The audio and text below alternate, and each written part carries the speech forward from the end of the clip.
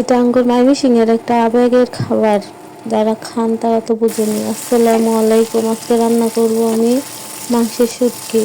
যারা ময়মনসিংহে তারা তো সেটা চিনেনি, আর কোন কোন অঞ্চলে খায় তা তো জানি না, কিন্তু আমাদের ময়মনসিংহের মানুষের এটা খুব পছন্দের একটা খাবার।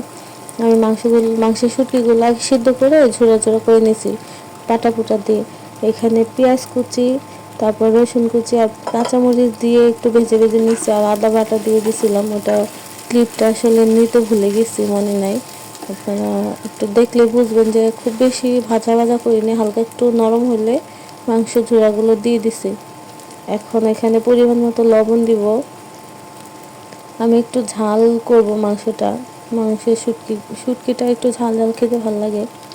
ওই হলুদ দিলাম, আর পরিমাণ মতো আমি আমার ধনিয়া, তারপর মরিচ গুঁড়ো এগুলো অ্যাড করে দিব।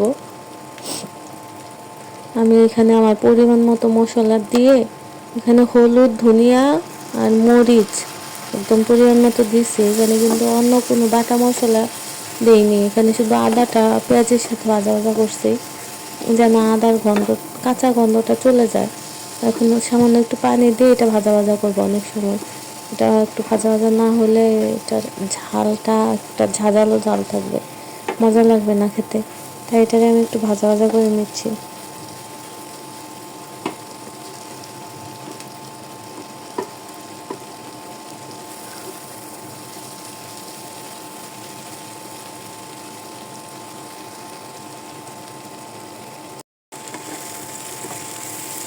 একদম ভালোভাবে কষিয়ে লাল লাল করে ভাজা ভাজা করে নেব। এই পর্যায়ে আমি একটু জিরা বেটে রেখেছিলাম, এটা পানি দিয়ে গুলিয়ে এটা দিয়ে অ্যাড করে দেব।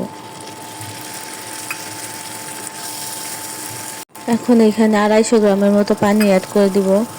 আর পানি দেওয়ার পরে একটু পরে আমি কিছু কুচায় আলু রাখছি, আলুগুলো দিব। আমি ভুনার মধ্যে আলু দিইনি, যে ভেঙে যাবে, ভেঙে গেলে আসলে খেতে মজা লাগে না।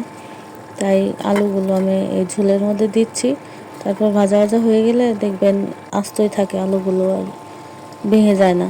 আমি কিছু এখানে গরম মশলা অ্যাড করছি আস্ত, কিছু বেটে দিচ্ছি জিরার সাথে, আবার কিছু আস্তও দিচ্ছি ফ্লেভারটার জন্য।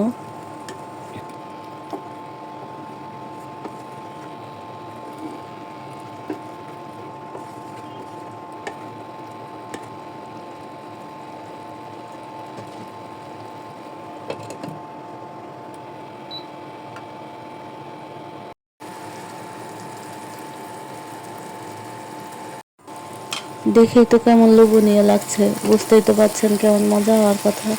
আলহামদুলিল্লাহ, আমরা যারা ময়মনসিংহের মানুষ তারা এই শুটকিটা অনেক পছন্দ করি। মাংসের থেকে মনে হয় যে শুটকিটাই আমাদের বেশি ভালো লাগে।